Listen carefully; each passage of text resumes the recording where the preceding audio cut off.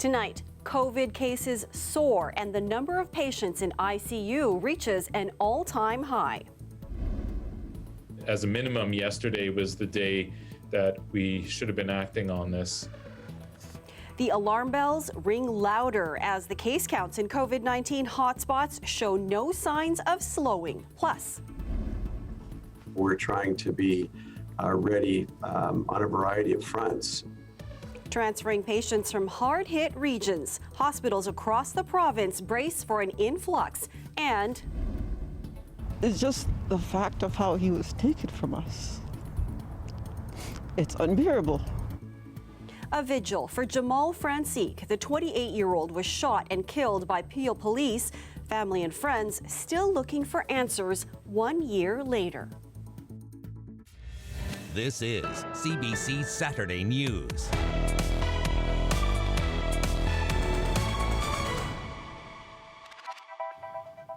Good evening, I'm Marivel Tarouk. The surge of COVID-19 cases in Ontario shows no signs of slowing.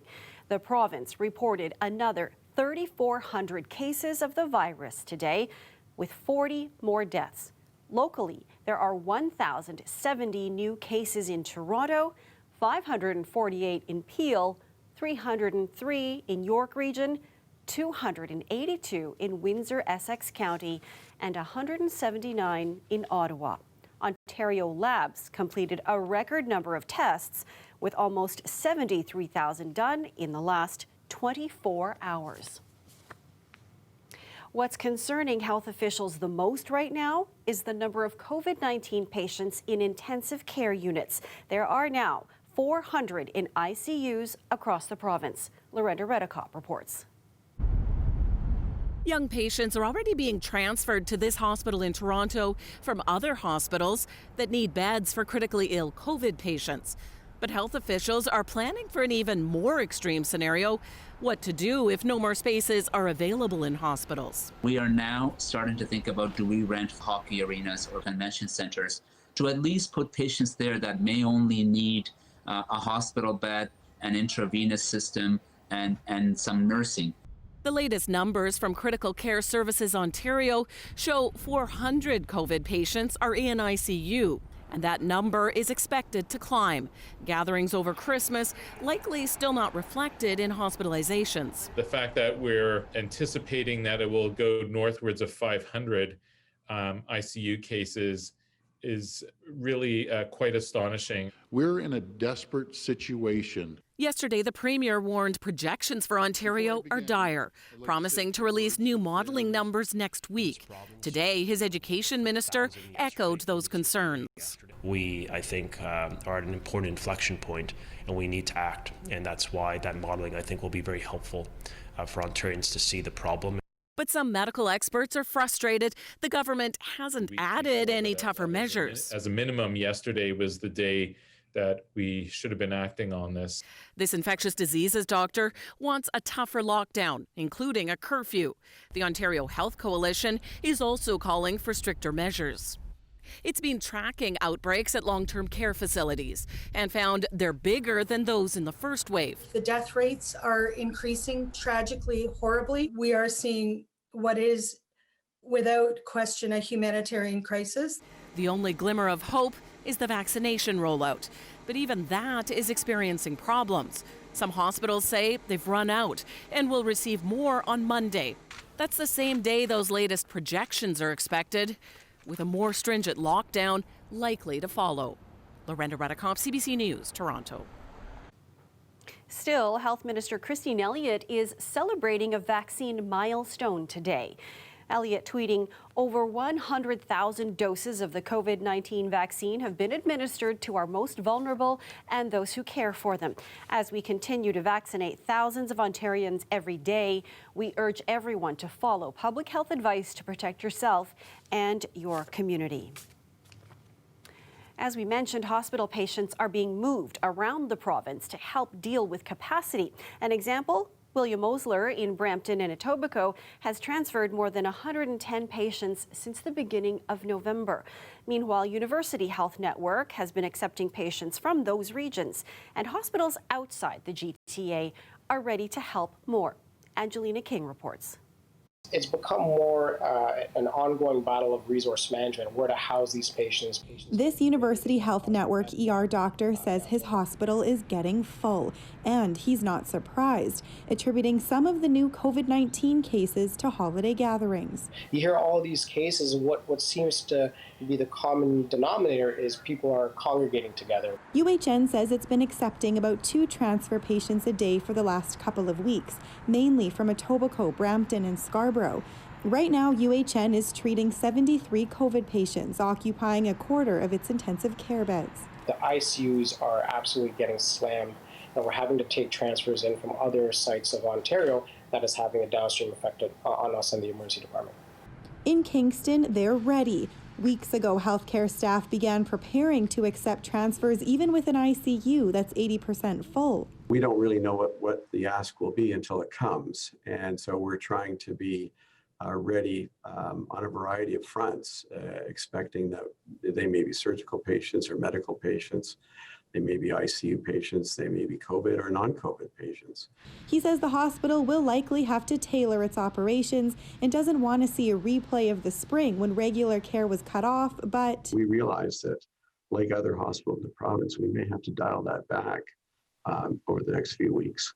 Hospitals in London have already been receiving transfer patients, including 8 from Windsor just this week. They've acquired more supplies and hired more staff to help. Right now, our operating room capacity is about 65-70% of what it normally would be this time of year. And so we have reduced the amount of scheduled activity in order to be able to respond to COVID. As doctors hope for some relief soon.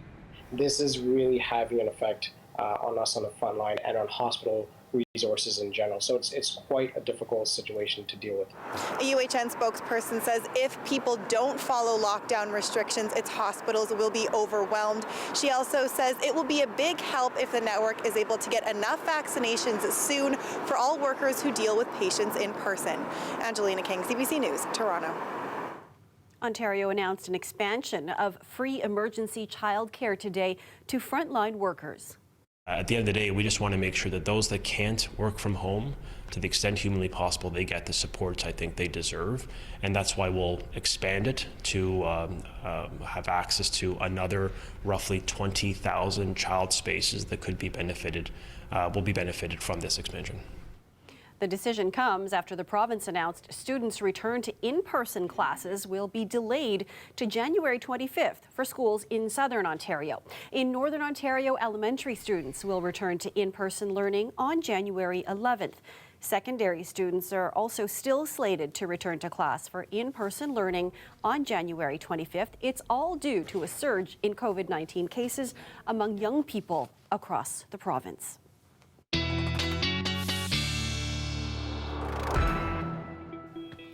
Live look at Parliament Hill in Ottawa tonight. The city reporting 179 new cases of COVID-19 today.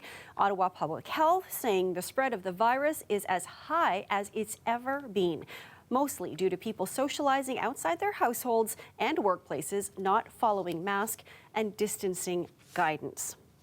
So let's check in with Christina now. At least some sunny breaks in Ottawa and around in Toronto too.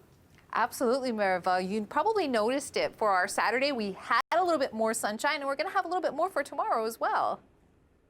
All right, so let's get into these temperatures. Saturday evening, -4 degrees for the nation's capital, feeling like -10. So let's take a quick look here at the latest date to reach -10, because guess what? It looks like we have actually broken that record, because we have yet to reach -10 degrees for Toronto, Ontario this year. We are going to see that weather pattern switch up come mid-January, but until then, we're going to be enjoying these seasonably mild conditions. So let's look at the next few hours ahead. Once again, you're seeing these clear skies. Toronto, -2 degrees. Even by the time we get to around midnight, -4 degrees. St. Catharines, once again, we're really at seasonal for this time of year. It is feeling pretty good. Your Saturday overnight, -7 degrees, still not breaking that -10 degree mark, feeling like -12. And then for your Sunday morning, as we mentioned, Maribel, we get a little bit more sunshine, a mix of sun and cloud, -6 degrees, feeling like -9. But when we come back for that long range forecast, I'm going to let you know when we're going to be feeling that Arctic air once again.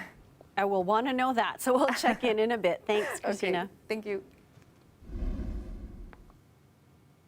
Well, we've got a food recall to tell you about. Moynihan Mushrooms is recalling its Belgrove brand whole white mushrooms. The Canadian Food Inspection Agency says the product may be contaminated with the bacteria that causes botulism. The mushrooms were sold in Ontario in 227-gram packages with a best before date of January 15th, 2021.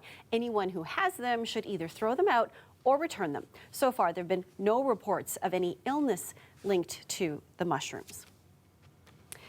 A year after Jamal Franceek's death, his family is still struggling to find answers. The 28-year-old was shot by Peel police as they tried to arrest him during an investigation. Franceek's family and his friends held a vigil to mark his death. Dahlia Ashry joins us live from that vigil tonight. Dahlia. Marival, I'm at the vigil here at the Townhouse Complex Courtyard in Mississauga. And as you can see behind me, Jamal Franceek's family and friends have gathered, lighting candles and having a moment of silence. Jamal Franceek died 1 year ago exactly after being shot by Peel police.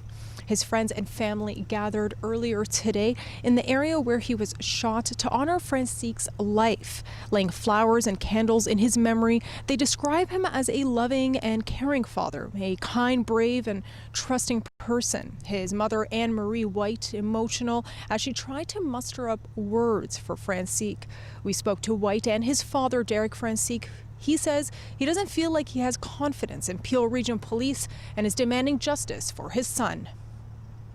I think we should have had more answers by now, but we're still waiting patiently, right? And it hurts so much not having him around, and it's just the fact of how he was taken from us. It's unbearable. My son, Jamal Franceek, was important to our family. We are not going to stop. We are going to let you know that my son is here and we are his voice.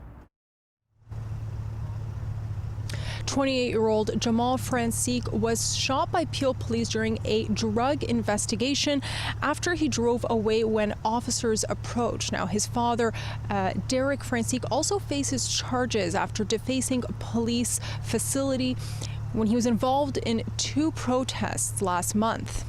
One of them on December 11th outside 11th Division at Erin Mills Parkway. The second protest on December 19th was outside Peel Police Headquarters. They were held by family and friends demanding justice for Jamal Franceek and others who were killed or injured by Peel Police. Dondre Campbell, Chantal Krupka, Michael Headley, and Ijaz Chaudhry. Today I spoke with the lawyer for the Franceek family, Nia Singh, who says there needs to be change in the way police approach situations or crisis. It was a avoidable death. This could have been prevented. From our perspective, different procedures, different ways of approaching Jamal. We know Jamal was not found with anything illegal. He was not found with any narcotics or whatever the investigation had alleged. So it is a mystery to the family.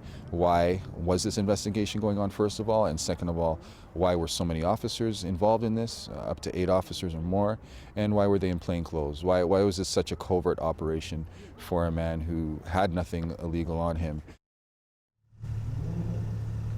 I contacted Peel Police and they say that in general, if an officer is under investigation by the province's police watchdog, which is the Special Investigations Unit, they continue to work. Now, the SIU says the investigation is ongoing and that's how the charges will be, the criminal charges will be laid. Marival? All right, thank you for this, Dahlia. Choosing a new city councillor in Scarborough usually isn't this hard, but it's another thing the pandemic has made difficult. Residents won't have much more time to vote before a January 15th by-election, when Jim Karagiannis' former seat in Ward 22 will be filled by one of 27 candidates. It's people's job who can see a better way, who have ideas to come forward and put them out there, that there is a better way, and let people know that there is a solution and they can fight for it. Karagiannis was removed from office for a 3rd time over a campaign spending violation from the 2018 municipal election. The ward has been without a councillor since last September. The hope is that a new city councillor will be named by next week. A lot of the things that I hope will be changed or will be definitely talked about on whatever table it needs to go to, because these are the things that affect me and a lot of the people that live here on a daily basis. Residents can vote in person on January 15th. After the break, a month-long curfew comes into effect in Quebec tonight in an effort to curb the spread of COVID-19. Details on that coming up. Plus, the person who's running the executive branch is a deranged, unhinged, dangerous president of the United States. a chaotic week in Washington nears its end.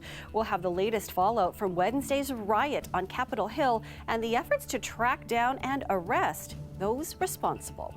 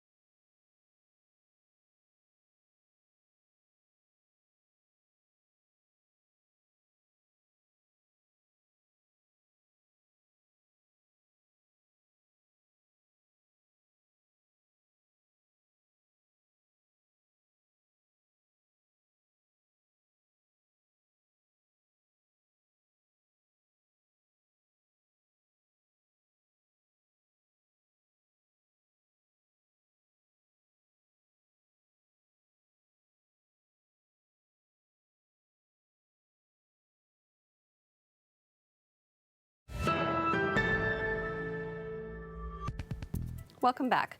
Toronto's firefighters say they are understaffed and busier than ever during the pandemic. Fire calls have gone up by about 14% since last spring, yet multiple fire trucks are out of service every day. There are growing calls to rectify the issue. Earlier this week, Deputy Mayor Michael Thompson launched a new plan to examine staffing levels at Toronto Fire. On any given day, about 10% of Toronto's fire trucks are unstaffed. That number climbed as high as 25% last year. The union says the city needs to hire 250 more firefighters to bring service up to standard. The deputy mayor says he'd like to see that happen, but admits it could take several years.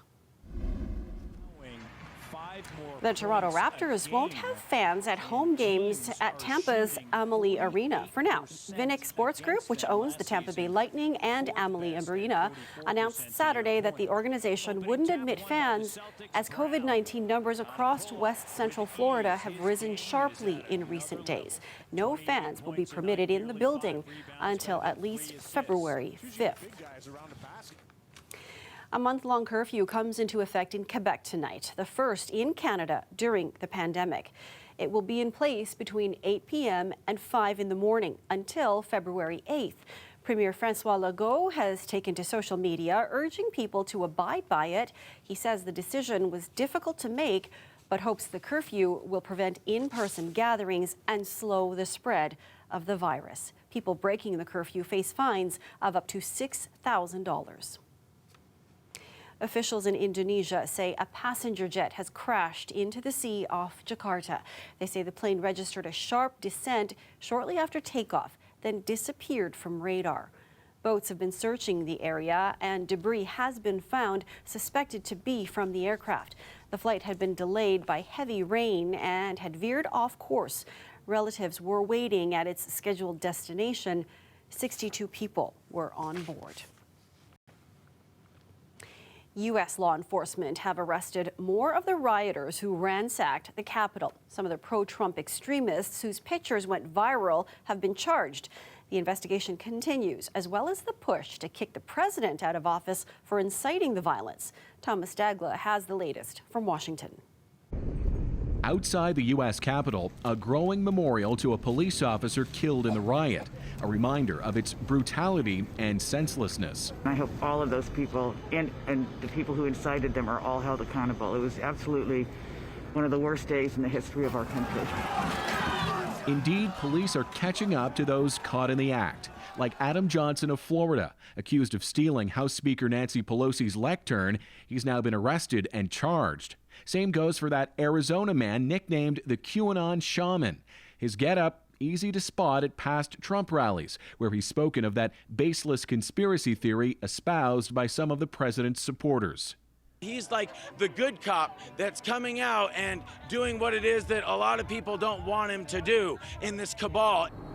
In a sign of how the search for suspects has intensified, the FBI has put these bus shelter ads up across Washington, D.C., hoping to identify rioters and this person who they believe planted pipe bombs outside the Democratic and Republican National Committees on Wednesday. They're also looking for other rioters who could face federal charges.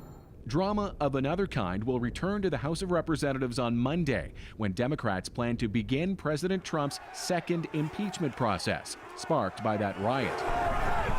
It was an act of sedition that was incited and encouraged by Donald Trump.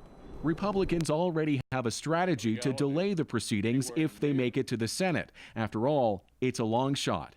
Even Pelosi hasn't given her blessing to impeaching Trump. I gather that the 25th Amendment is off the table. No, it isn't. Nothing is off the table. Supporters of impeachment say it does have an advantage, preventing Trump from holding federal office ever again. Thomas Dagler, CBC News, Washington. Live shot of the Toronto Harbour Front on this January night. An unseasonably mild day with periods of sun. We're going to take a look at how your Sunday is shaping up after the break.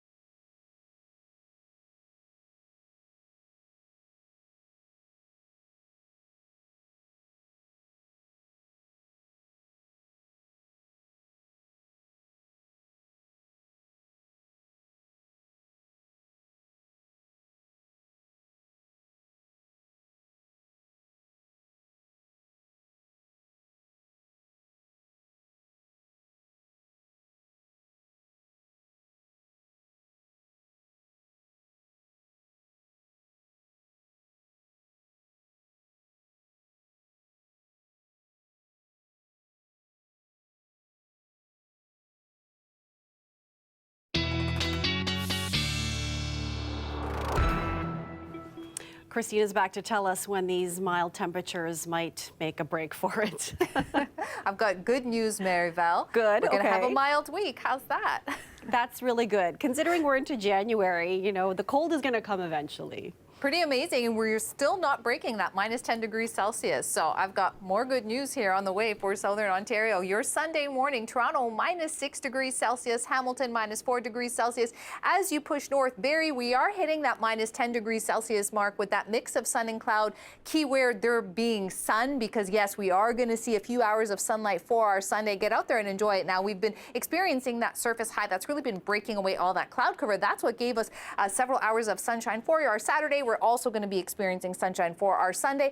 Now, come Sunday evening into our Monday, a little bit of a switch up, but still not really penetrating Southern Ontario. Very weak trough comes into play, and it is going to give us a few flurries, but once again, not for Southern Ontario. So your Sunday, we're going to see 4 hours of sunshine. Your Monday, you're also going to see 4 hours of sunshine. By the time Sunday evening comes around, here are a few of your flurries. We're going to feel them as we head towards cottage country. And then once again, through the traditional snow belt regions, you're going to see a little bit of snowfall accumulation. So we were talking Arctic air before the break. Yes, you're going to start to see that forge south for your Thursday and Friday, but take a look at this. It is staying in northwestern Ontario for the week ahead. So Thunder Bay, you're going to start to feel a little bit of those chilly temperatures, but for Toronto, take a look at this week ahead. Still remaining seasonably mild. Your Sunday right at the freezing mark. Here's your mix of sun and cloud, similar to Monday, Tuesday, and Wednesday. Wednesday, we are at 2 degrees. Thursday and Friday. So here's the effects of that Arctic air. It's just building cloud cover, but we are at 3 degrees for your Thursday and your Friday and Saturday. We are still above seasonal. How's that? And loving the vitamin D we're getting to with the sun. Absolutely. I'll have more for you tomorrow. Okay, see you then. Thanks, Christina. See you then. And that's our show for you tonight. Thank you for watching. We want to leave you with this tonight. A local pizzeria handing out coats, care packages, and pizza to people experiencing homelessness in Moss Park. This is Toronto, the good folks. Have a safe night, everyone. And as Christina mentioned, we will see you back here again tomorrow at 11. Good night, everyone.